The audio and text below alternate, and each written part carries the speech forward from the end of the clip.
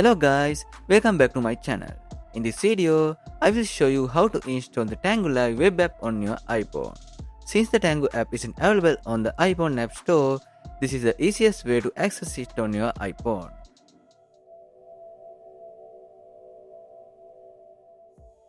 First, open Safari and search for Tango on Google. Then open the official website.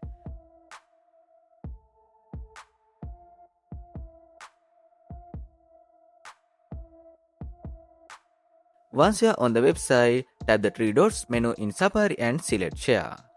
Then tap More, scroll down and choose Add to Home Screen.